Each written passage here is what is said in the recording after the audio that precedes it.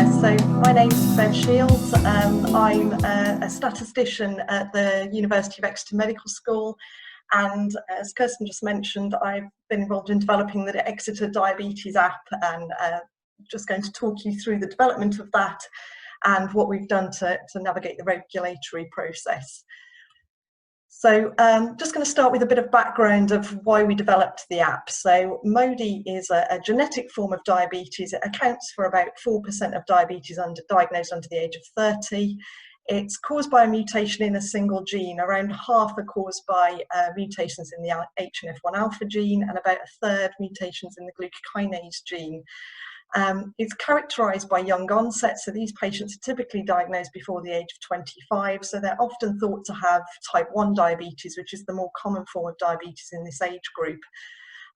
Because it's a genetic form of diabetes, they tend to have a strong family history, something called autosomal dominant inheritance, and that means each child of an affected parent has a 50% chance of inheriting the disorder. So once somebody's diagnosed with it, you can find a lot of other family members who also have this form of diabetes. And really importantly for the patient, it's non-insulin dependent. And that means the majority of patients don't require insulin treatment. So patients with the form of MODY caused by mutations in the HNF1 alpha or the HNF4 alpha gene, they're very sensitive to sulfonylurea tablets. And patients with glucokinase MODY, they don't actually require any pharmacological treatment at all.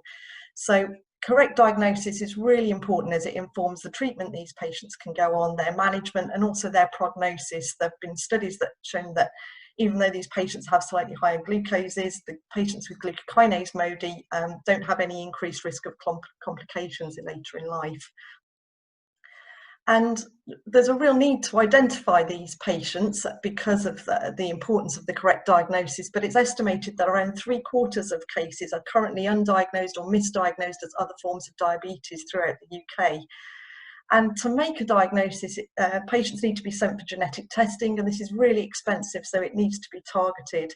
But what we see, if we look at referral rates across the UK, you can see there's wide variation. Places like the Southwest, which is a real research hotspot, lots of referrals for testing, whereas Northern Ireland and the West Midlands less so. And the decisions on who to test is entirely down to clinician opinion. And because this is a rare form of diabetes, these clinicians they're not always familiar with it or necessarily know who to test. And just briefly to say that it's also something that's very difficult to pick out from other forms of diabetes. So I've got the forms of MODY here, but also type 1 and type 2 diabetes. And what you'll see is there's no criteria out of these ones that we picked that could help, say, find these patients. So you could say that patients with MODY are more likely to have a parent affected with diabetes. They're more likely to be diagnosed at a younger age, and they're less likely to be obese than patients with type 2 diabetes. But actually, if you start putting those criteria together, having a parent affected with diabetes at a young age at diagnosis, a good HbA1c, so that's a measure of glucose control, you can start to pick out cases that are very strong for MODY, but you do end up still missing around half, and that's because patients don't always have the single one of these features, and it's weighing up these features and knowing which ones are important to place emphasis on, and it's something clinicians don't have a lot of experience of with this type of diabetes.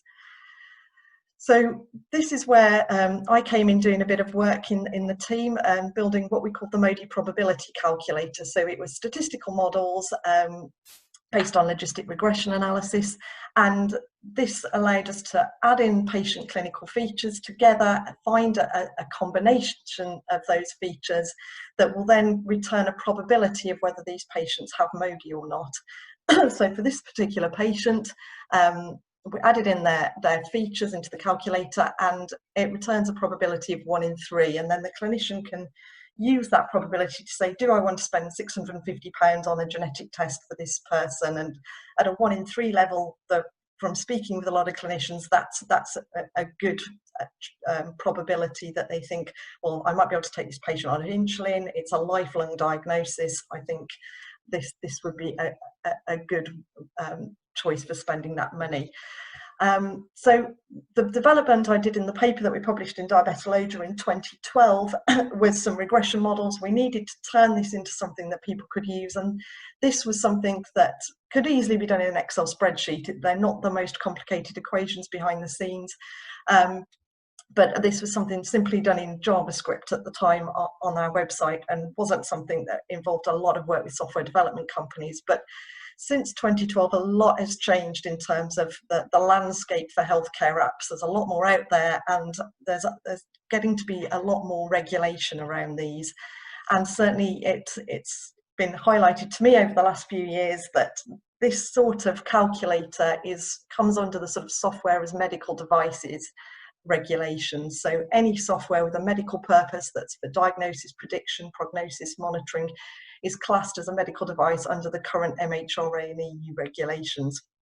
So class 1 devices that are low risk, so that's ones like our app, you can just at the moment go for self-certification, and class 2A and above, which are the sort of higher risk apps, you require notified body approval. Now, under current regulations, low-risk devices can be self-certified by CE marking, and that's the process I'm going to talk you through, what we've done for our app. As of 26th of May next year, it was due to be this year, but it's been delayed due to COVID. All software as medical devices will come under Class 2A, requiring notified body approval. And I think the process will be fairly similar, just more so, and as we say, you will have to have that sign-off by a notified body. Just to add to complications and showing what a changing landscape this is, post-Brexit, in fact, the MHRA is going to have new requirements. The European CE marking will be valid until 2023, but after that point, there's going to need a UKCA mark, and the MHRA won't be able to issue CE marks anymore, so you'll need to go to Europe. So it's something that I'm sure in the 2 months' time it will have changed again. It's very much keeping an eye out on what's happening with the regulations. But if I talk you through the CE marking process, I think the core aspects of what we've done are going to be the same for all medical devices. The key first step was getting together a quality management system, and this is for storing and providing all your documentation, having an audit trail relating to it, and that's everything relating to the design, the development, and the ongoing maintenance of the app. And this was the first time we'd ever been through this process. We sought advice from a medical device consultant, that was BCS Consulting, and it was Beverley Scott there, and she was very helpful actually. I don't think we'd been able to do this process without somebody like that on board. When you're developing a device, you need to identify a registered manufacturer, and this is who will be responsible for the device, has the necessary indemnity in place, and gives the ultimate sign-off of it. So we went through the Royal Devon and Exeter NHS Foundation Trust, and they had the necessary hierarchy in place for sign-off. They'd also had experience of MHRA processes through what they do in the lab. Excuse me, just take a glass of water.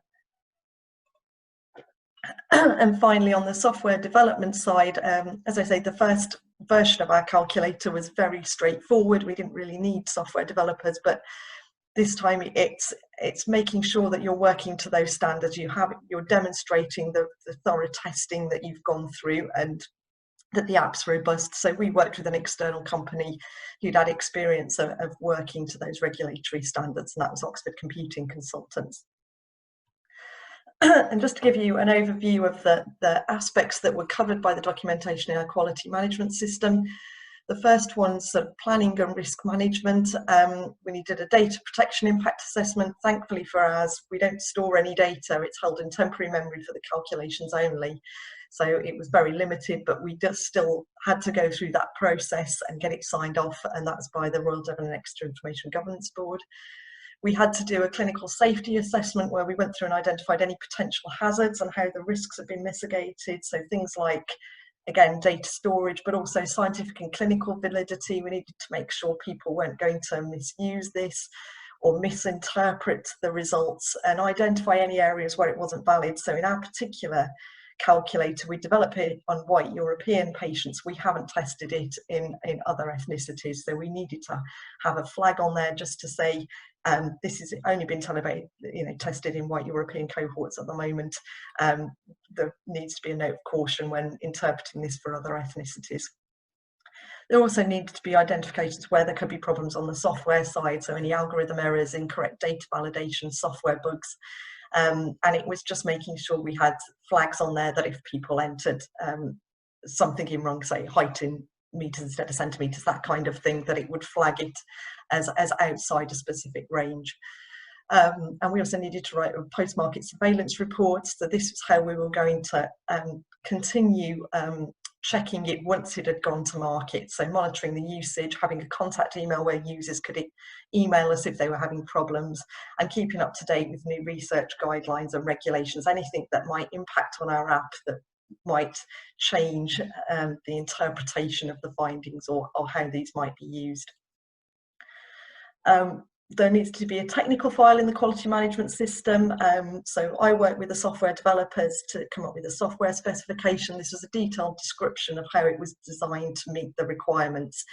The software company developed a detailed verification testing procedure to ensure it was calculating correctly. So I provided them with a lot of test patients, including nonsense symbols and that sort of thing, that they could run through and make sure it always gave the correct answer. We had to do a lot of user acceptability testing, make sure that the users were happy with the output, that it was readable and that they could understand it. And we also wrote some instructions for use and release notes to accompany the app. And finally, in terms of clinical and regulatory aspects on the quality management system, there need to be a classification and compliance checklist, and this was largely put together by the consultant we worked with. She aligned details of our app against the various regulations to show how we demonstrated compliance, and I wrote the clinical evaluation report, and that's more the scientific backing, how we'd developed, tested the app, validated it, and wrote all the steps that we'd gone through to show that we were happy that those numbers were doing what they were saying they were, that those regression equations were reliable. And briefly reflecting on the process, although it felt very bureaucracy heavy at the time, actually it flags up all the areas that are important to consider in terms of making sure you're getting something that's quality and safe. It's just flagging up those areas. This is a number that a clinician may use in a clinical decision. You want to make sure that that number's right and that they're going to make the right decisions based on it. It really wasn't a cheap process. It's about £50,000 for the consultant and the software company, and I was doing it as part of my own time. I wasn't paid specifically for that. It is difficult to identify funding sources that will pay for this implementation, and a lot of research is right at the start for initial concepts and initial ideas. That kind of translating those ideas into an app, I found it difficult to identify the appropriate funding. The medical device consultant was really helpful for guiding through the process. I don't think we could have done it without her. And also identifying a software company that's able to do the development and testing to the necessary standards and documenting those procedures appropriately, I think was essential. It made me realise it was a lot more work than what happened with the very first version that we developed all those years ago. So just, I've talked a lot about it. This is the final version. It's the Exeter Diabetes app. So the Modi calculator's really the main calculator element. All these others are holding places because we are trying to keep it future-proof for additional calculators that we've got in development. But the whole app is now what we call a progressive web app. So it's available online on the web, but you can also then add it